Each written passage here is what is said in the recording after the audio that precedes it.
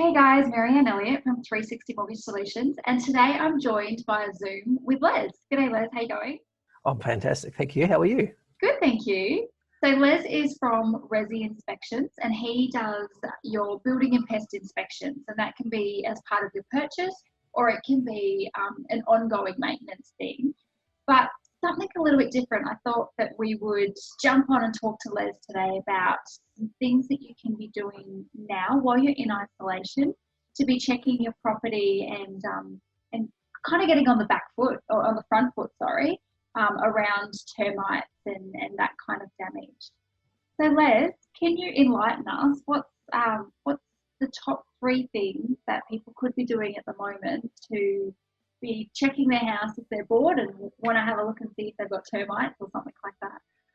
Okay, it's a little bit difficult if you don't understand what termites are. So what I will do is go through, first of all, what termites are. And there's quite a few misconceptions about termites and what they are. Some people think of them as white ants, or there's a general description of white ants, but they're not actually ants. It's a different species. And I know that's getting a bit technical, but it's because the way they act is different than ants. And some people believe that they will see the white ants crawling around, but they usually won't.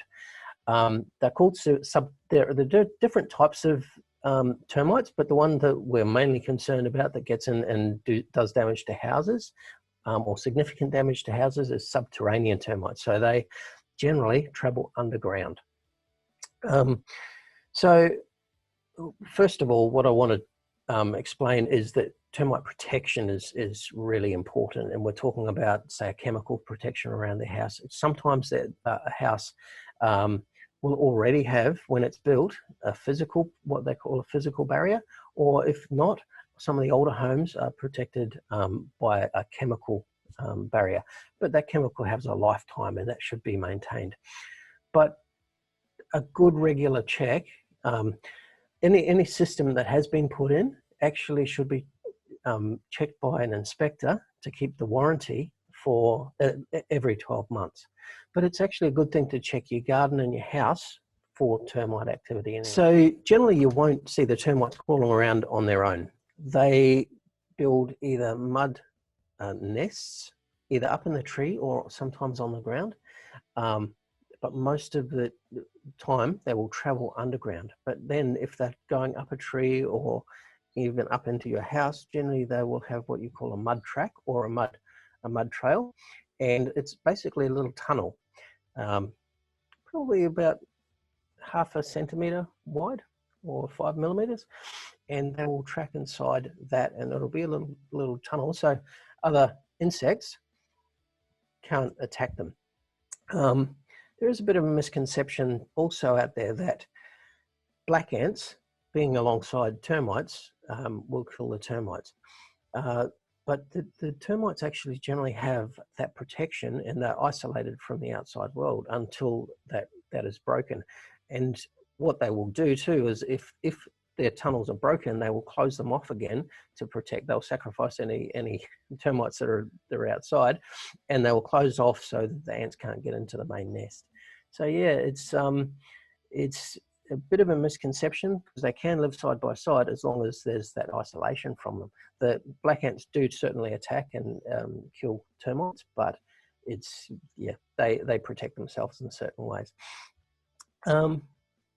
What you're looking for is a lot of what we could describe as mudding, especially around tree stumps, under any stored timber if you've got timber around the home.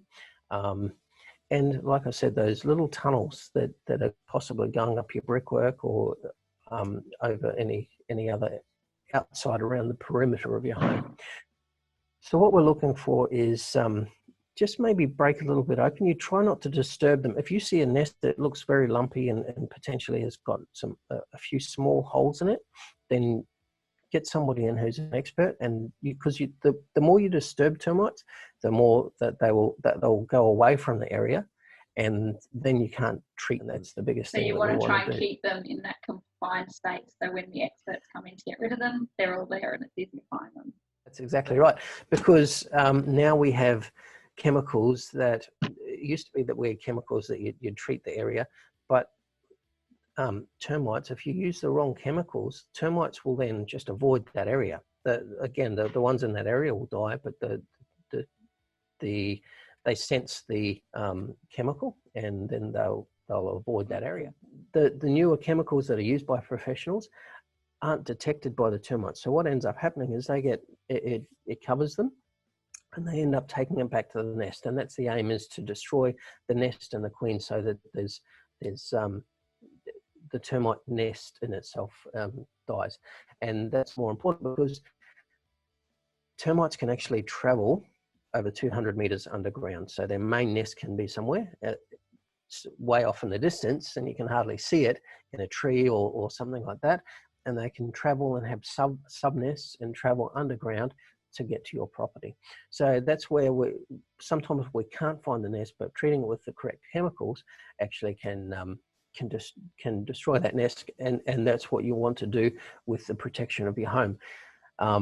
If termites have gotten in your home, sometimes what you'll find is around, especially the checks we often do are looking around the skirtings and architraves and tapping them.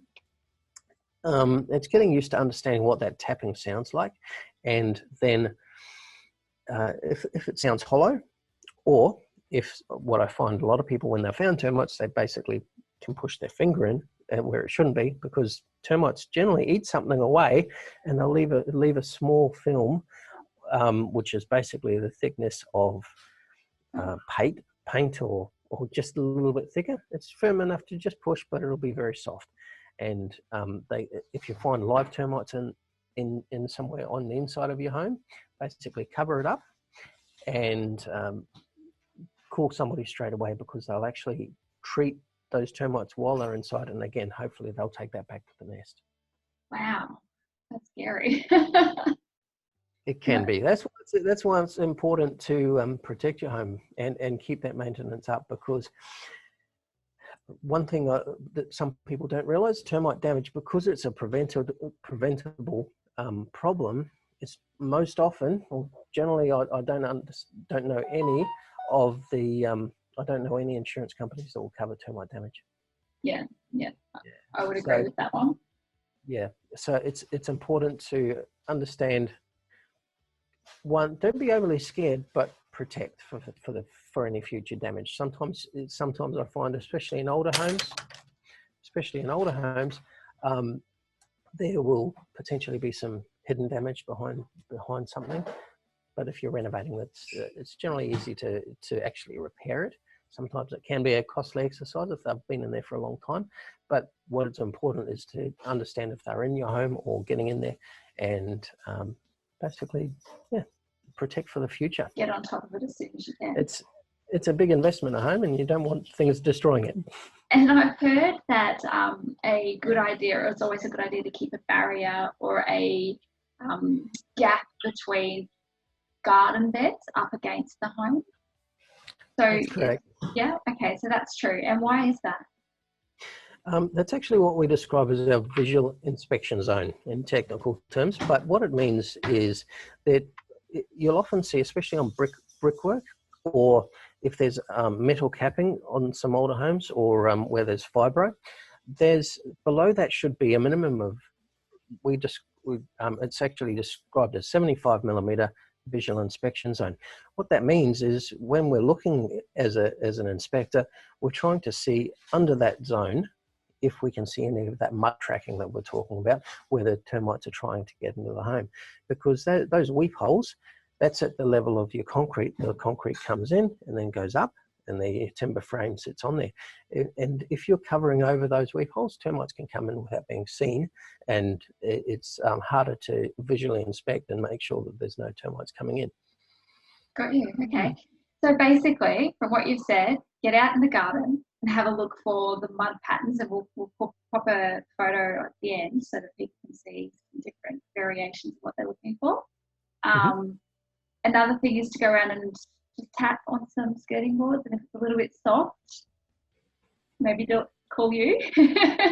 And Absolutely. Also use this time in isolation to go around and make sure that the garden beds are pulled back and away from the weep holes.